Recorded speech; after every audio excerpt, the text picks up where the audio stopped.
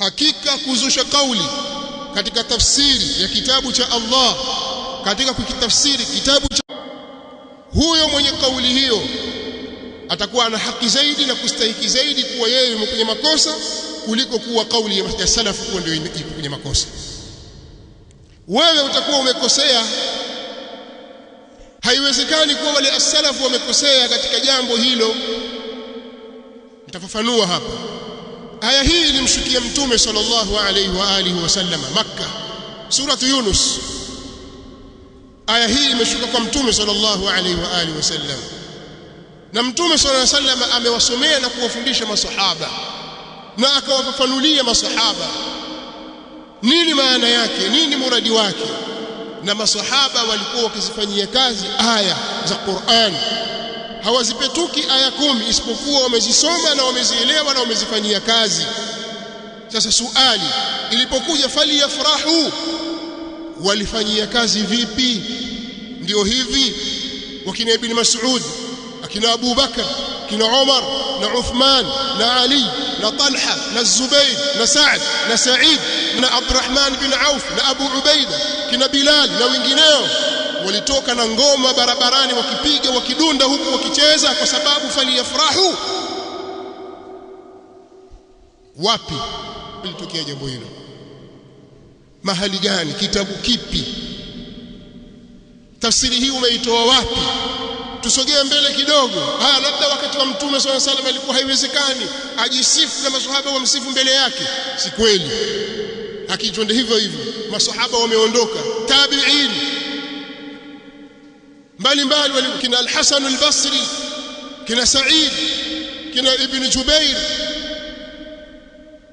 na wengineo katika tabi'in, kina Qatada, kina Zuhri, kina Rabi'a ibn Abdurrahman na wengineo wengi katika tabi'in, kina Nafi' maula ibn Umar.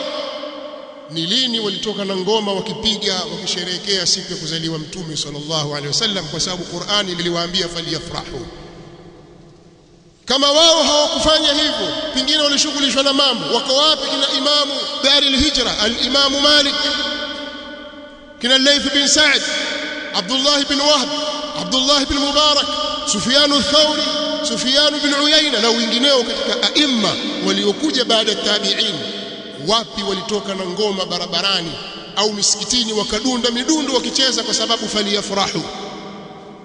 Kama wao walishughulishwa, wako wapi kina Imam Abu Abdullah Muhammad bin Idris al-Shafi'i na kundi la wanafunzi wake, kina Ahmad bin Hanbal, kina Za'farani, kina Rabi' bin Sulaiman al-Muradi, kina al-Buwaiti al-Muzani na wengineo, na maimamu waliokuja baada yao, kina al-Bukhari, kina Muslim, kina Abu Daud as-Sijistani na at-Tayalisi, kina Ibn Majah, kina an-Nasa'i, kina Tirmidhi. Wako wapi na kauli yake faliyafrahu? Je, na wao walitoka na midundo barabarani wakiimba kwa kuwa faliyafrahu? Sasa imma itakuwa nyinyi ndio mna makosa au wao wana makosa, kwa sababu hawakutekeleza ule wajibu wao wa amri ya faliyafrahu.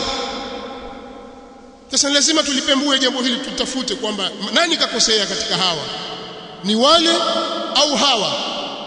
Al-Imam rahimahullah ta'ala anasema hawa wenye kauli zenye kukhalifiana mwenendo wa salaf ndio wanastahili kuwa wamekosea. Billahi alaikum, je, yule aliyeshikamana na mwenendo wa hao tuliowataja kwamba huo ndio mwenendo wao, hawakuwa wakifanya ambavyo mnafanya nyinyi, na wale wengine wakashikamana na mwenendo wa watu hao wana haki ya kuhimidiwa au kusema vibaya?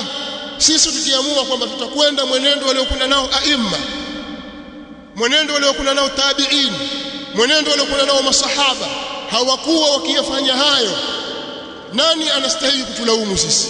Kwa msingi upi? Kwa nini nyinyi msio ndio mnastahili kulaumiwa kwa kuwa mmelifanya jambo ambalo halikuletwa kwenye kitabu wala katika sunna wala hawakulifanya as-salafu salih?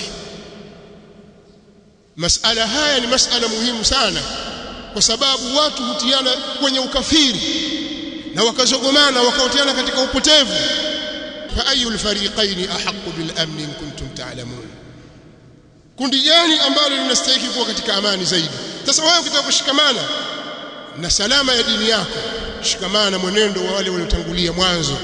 Katika kufahamu kitabu cha Allah subhanahu wa ta'ala, al-Imam Abdul Hadi al-Hafidh katika kitabu chake As-Sarimul Munki, al-Imam al-Hafidh ibn Abdul Hadi katika As-Sarimul Munki ukurasa wa 427 anasema wala yajuzu ihdathu ta'wili ayati au sunnatin lam yakun ala ahdi as-salaf arafuhu wala bayanuhu lil ummah fa inna hadha yatadammanu annahum jahilu al-haqq fi hadha wa dhallu anhu wahtada ilayhi hadha al-mu'tarid al-mutaakhir.